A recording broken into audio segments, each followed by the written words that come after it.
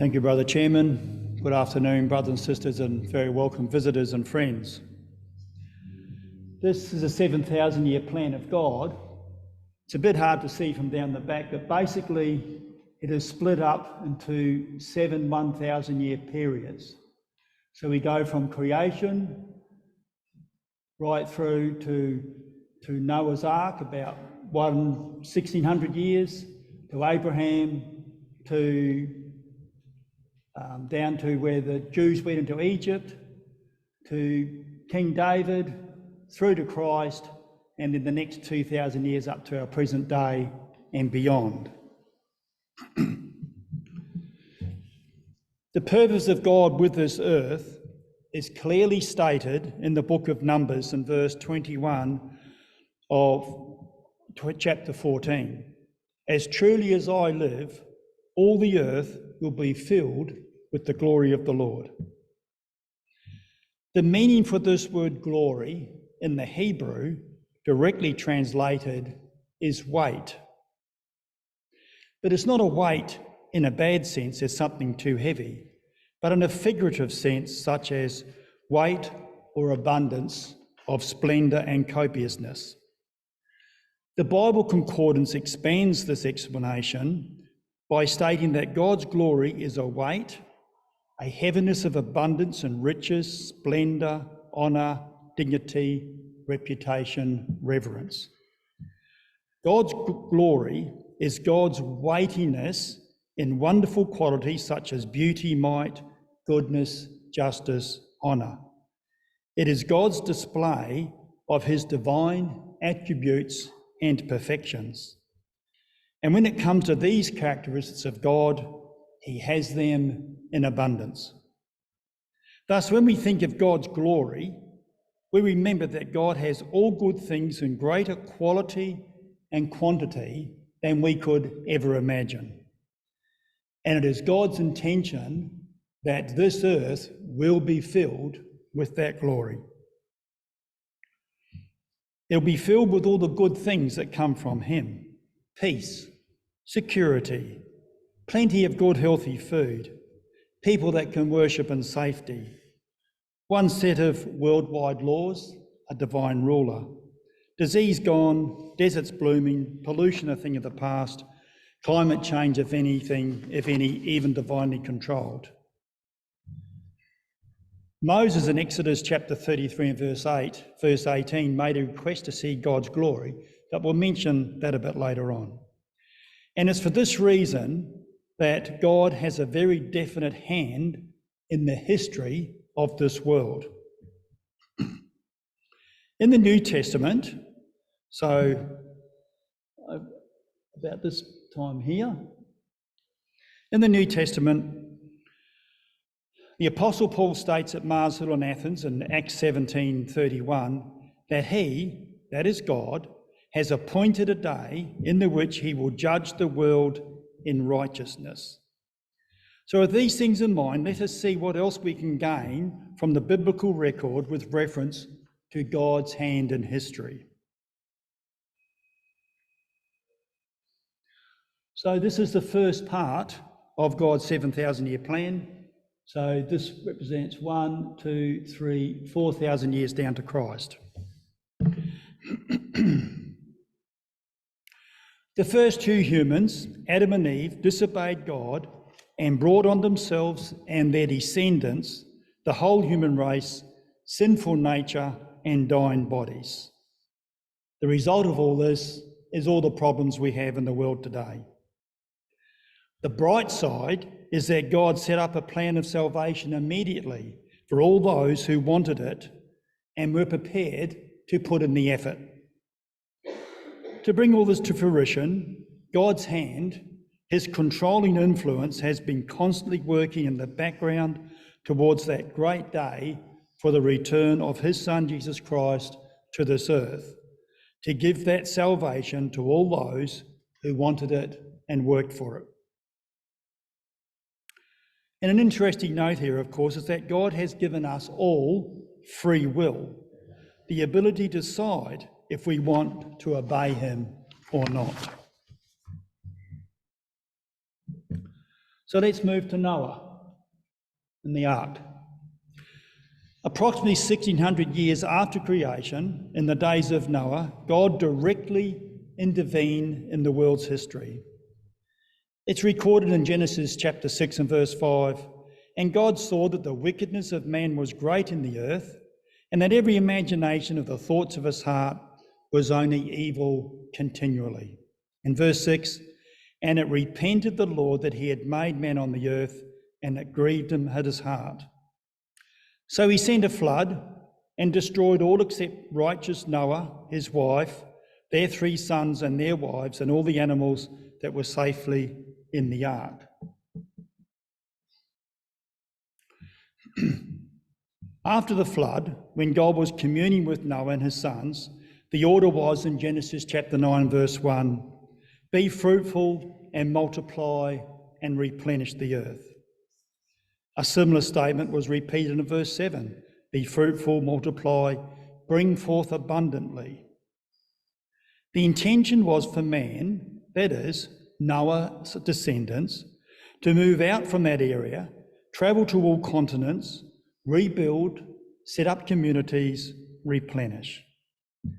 But we notice within a short period, the human population does not want to obey God, which brings us to the time of the Tower of Babel. They decided not to move out, not to replenish the earth. They wanted to stay in one area, all stay together, create a monster community. We read of this in the first 8 verses in Genesis 11, which says, "And the whole earth was of one language and of one speech. And it came to pass, as they journeyed from the east, that they found a plain in the land of Shinar, and they dwelt there. And they said one to another, 'Go to, let us make brick and burn them thoroughly.' And they had brick for stone, and slime had they for mortar. And they said, 'Go to, let us build a city and a tower, whose top may reach unto heaven. And let us make a name, lest we be scattered abroad upon the face of the earth.' And the Lord came down to see the city and the tower which the children of men builded. And the Lord said, 'Behold, the people is one, and they have all one language. And this they begin to do. And now nothing will be restrained from them which they have imagined to do. Go to, let us go down and there confound their language, that they may not understand one another's speech.' So the Lord scattered them abroad from thence upon the face of all the earth."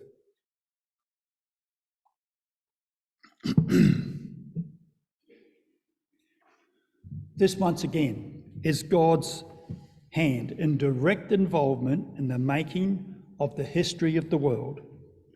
Think of all the languages in the world today, and all the customs, the cultures, the writings, the traditions that have come from this mixing up of the language. This is the basis from which we have nations today. The differing nations started with the making of the many languages. Let's move on to Abraham's time. Right there. So about 2,100 years after creation. The story of Abraham begins in Genesis chapter 12, and it's what we Christadelphians call or term the call of Abraham.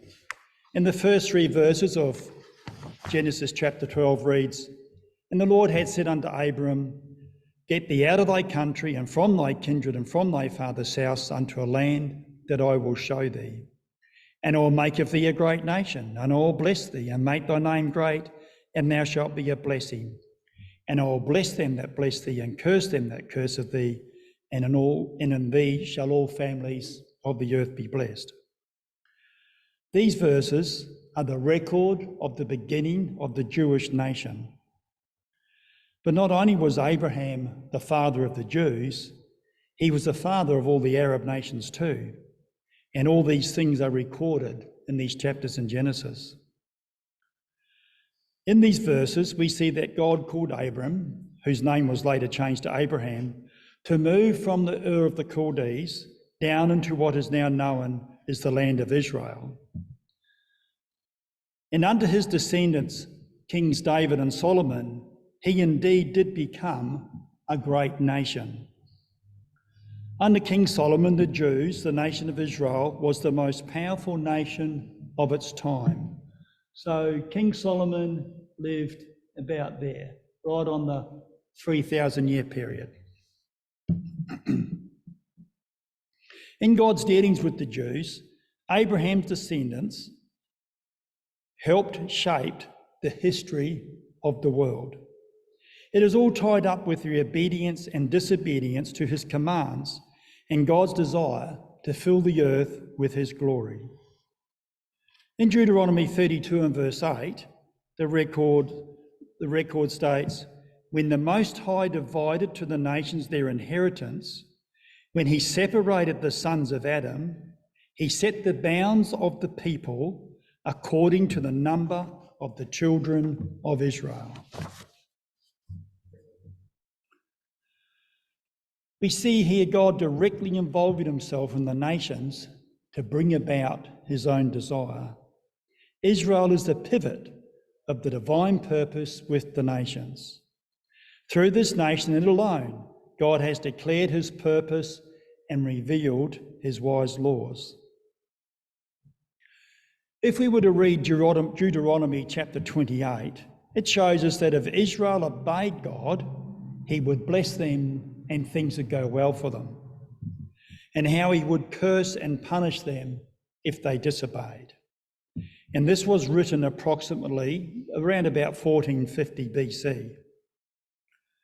The first 14 verses tell us of all the blessings that Israel would receive if they obeyed God, and the rest of the 68 verses tell us of the punishments that would happen if they disobeyed. Under the reigns of Kings David and Solomon, so over here, under their reign, the nation flourished and they were very blessed, directly fulfilling those early verses in Deuteronomy 28. But under the future kings, the nation went downhill and God used other surrounding nations to punish them. And this is what helped shape the history with God's hand behind it all. But let's just go back to the time of Joseph, here, where the Israelites, Jewish nation, went down into Egypt. Joseph was Abraham's great-grandson. He was by no means the eldest in the family, but he was the father's favourite. And he wore the special coat reflecting the high office that he had in the family. He has dreams of his family bowing down to him, and he relates it to his brothers and to the rest of his family, and his brothers become enraged with jealousy. They sell him as a slave into Egypt, not realising that God is keeping an eye on Joseph. Many of us know the story of Joseph so well because we learned it in our Sunday school lessons. He is falsely accused. He lands in prison. And through his faith in God and his patience and desire to help others, is eventually released to become the second highest ruler in the land of Egypt. 7 years later, all nations are in drought, and his brothers come down looking for food. And after a testing period, he explains to them in Genesis 45 and verse 5, "Be not grieved, nor angry with yourselves, for that ye sold me hither, for God did send me before you to preserve life." And so, my dear friends, once again we see a very clear statement from God's holy word, how directly his hand is in nations' affairs.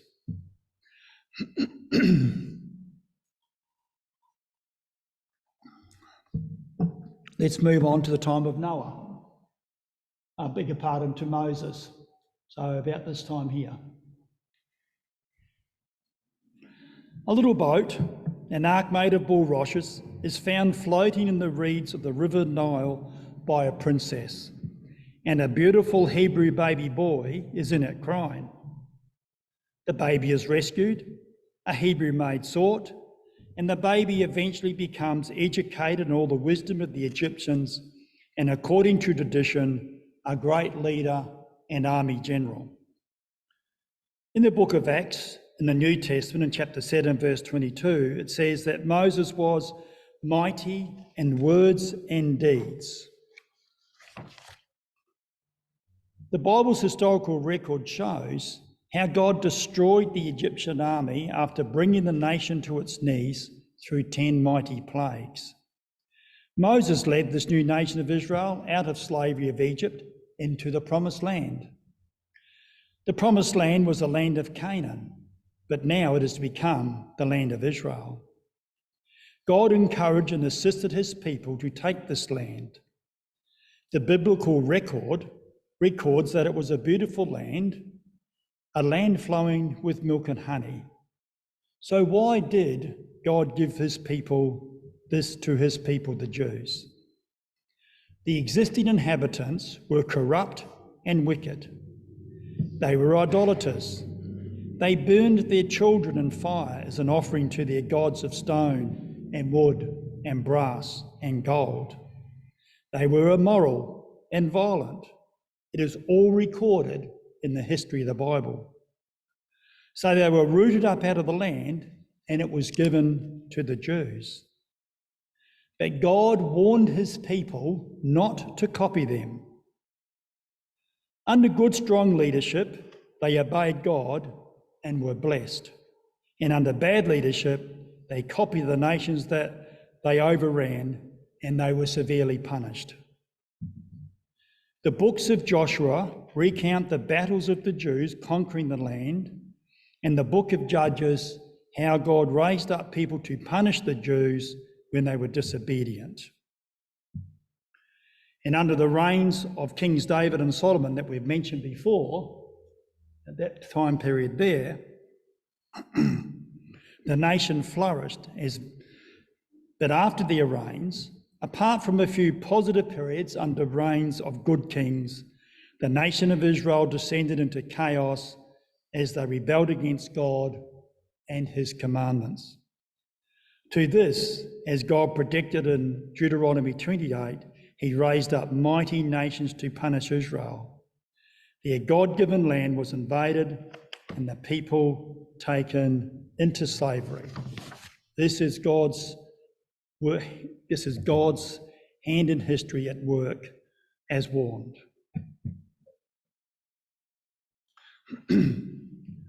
So let's jump forward 860 years from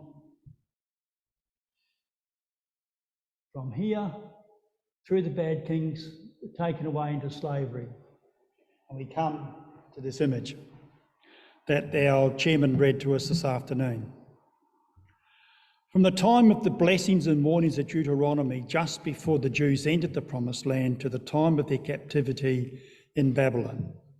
In the second chapter of Daniel, we have what is probably the simplest and most compact prophecy from God concerning the destiny of the nations. We use the word destiny here as we will show just how much God's hand is involved in this history. The prophecy covers the whole period from about the year 603 BC, when the prophecy was delivered, down to our own days and beyond. So we flick forward, it covers the period right from here, right through down to our own day and into the kingdom period.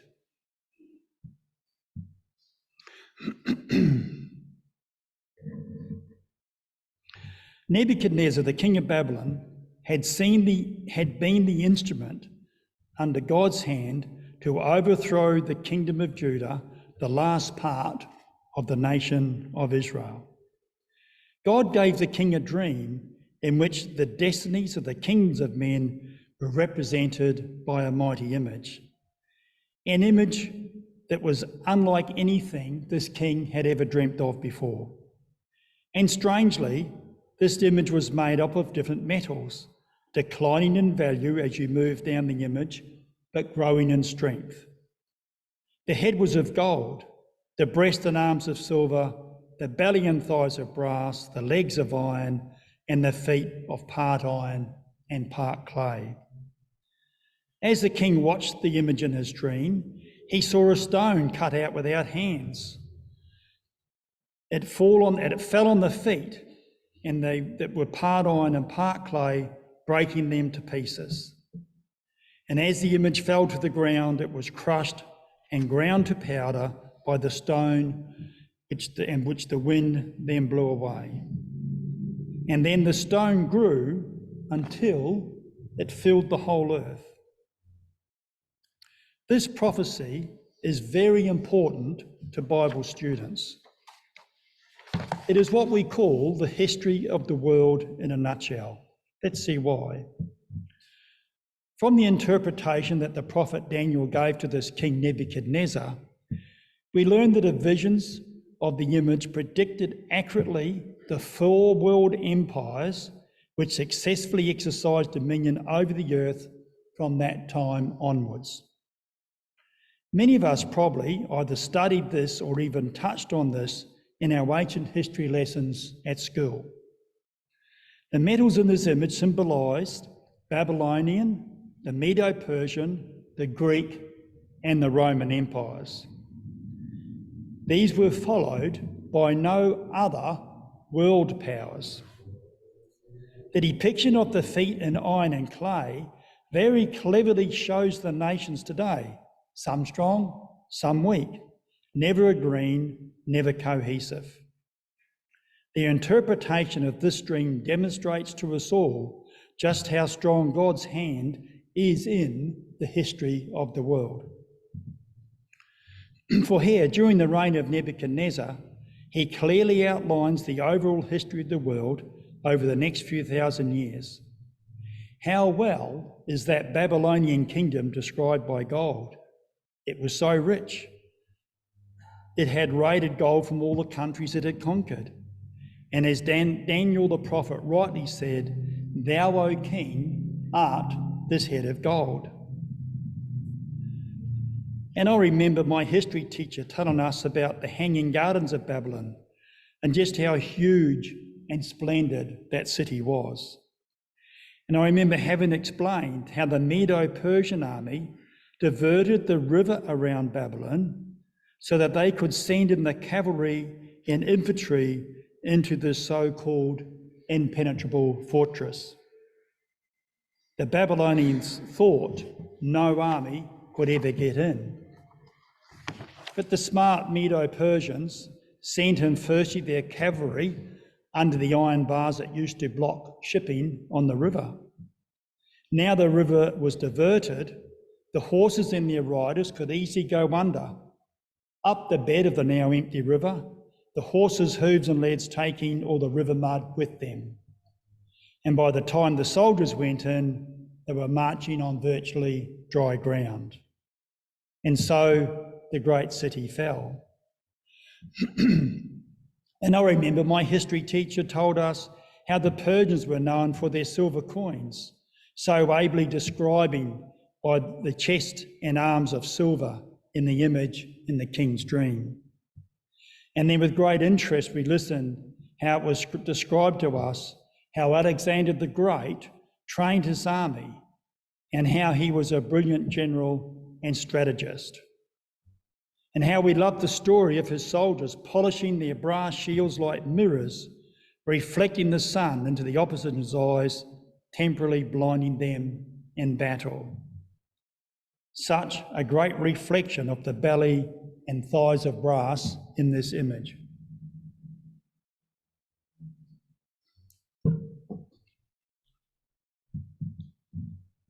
And we remember learning about the Roman army.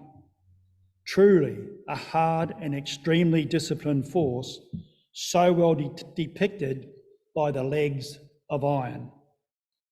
We learned of their use of iron in the armour, shields, spears and swords, of the steel battering rams in their slave oarsmen-driven boats, and of course as a young person at school, you really take all this in because it's pretty interesting. And we were told of the Western and Eastern empires of the Romans, so aptly portrayed by the two legs in the king's dream. And then we are told no more worldwide powers. The Roman power steadily declined. Invasions from the barbarian nations, the Visigoths, the Vandals and Huns, all these broke down her iron rule. And so came in the feat of part iron and part clay.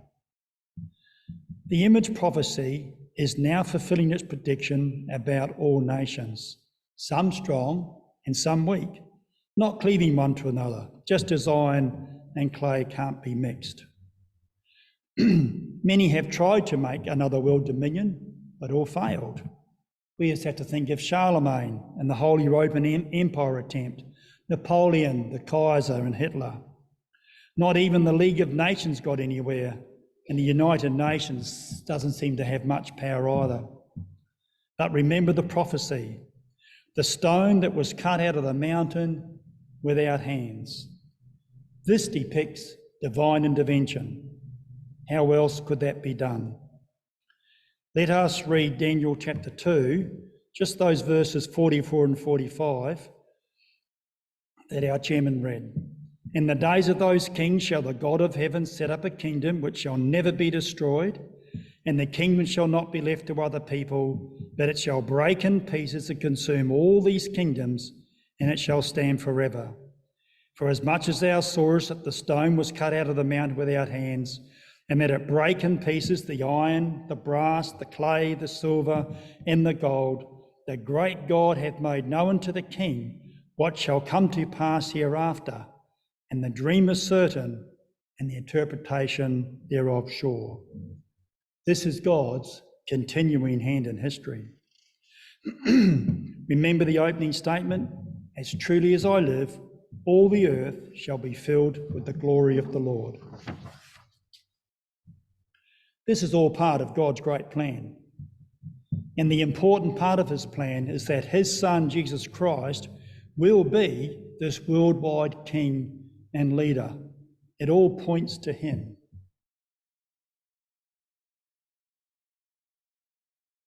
I think we've got a bit of a lock-up here. It's frozen.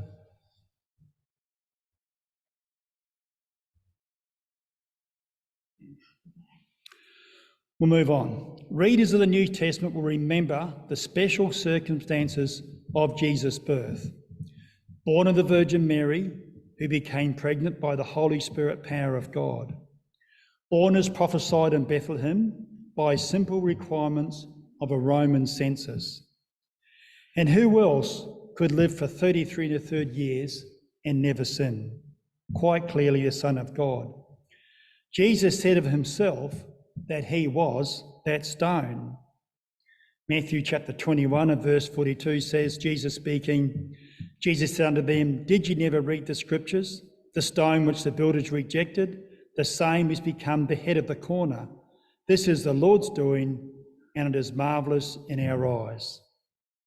In verse 44, and whosoever shall fall on this stone shall be broken, but on whosoever it shall fall, it will grind him to powder.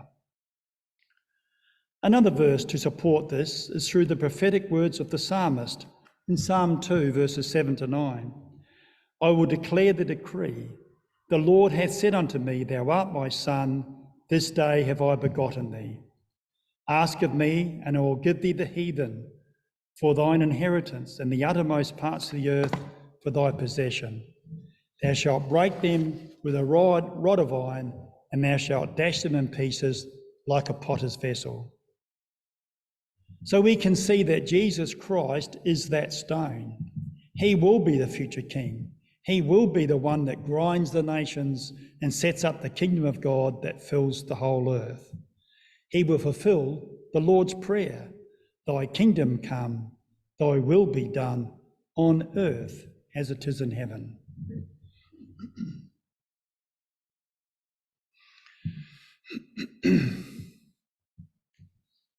There is much evidence that God still, in our lifetime, has his hand in the evolving history of the world. The prophet Jeremiah in chapter 31 and verse 10 said, "Hear the word of the Lord, O you nations, and declare it in the isles afar off, and say, He that scattered Israel will gather him and keep him as a shepherd does his flock."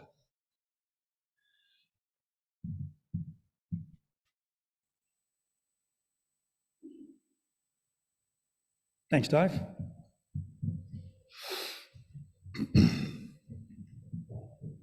In the book of Ezekiel 21 and verse 27, he says, "I will overturn it, and it shall be no more until he come whose right it is, and I will give it him," the him referring to Jesus.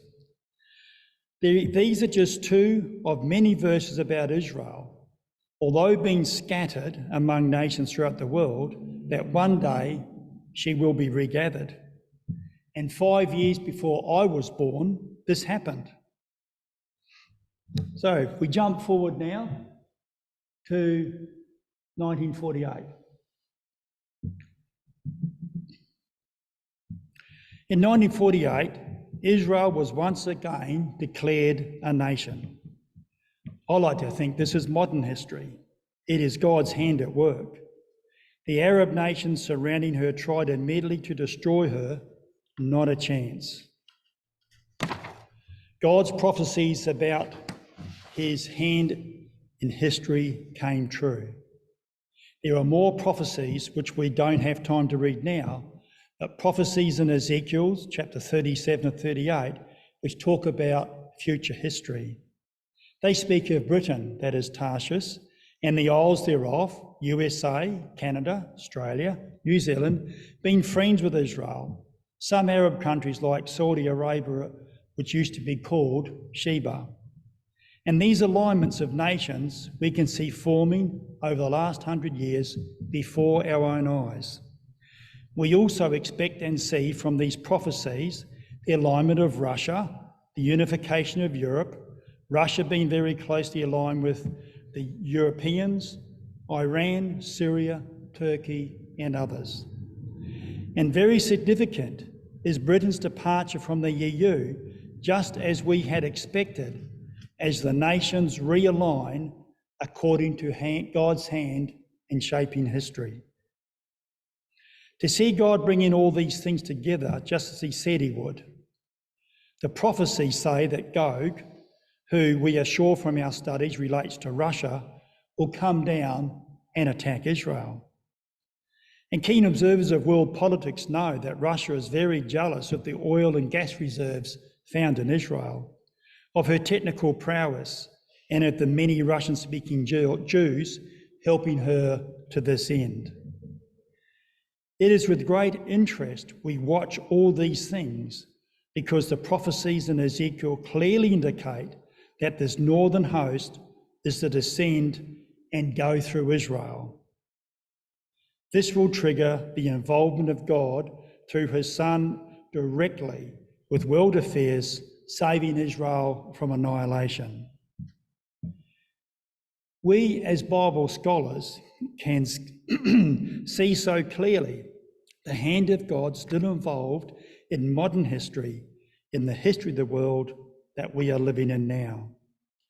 And very interesting for it, my dear friends, is that virtually everything is in place for the soon return of Christ to this earth. For that stone that will grind all nations to powder, who will then set up God's kingdom, which will fill the whole earth.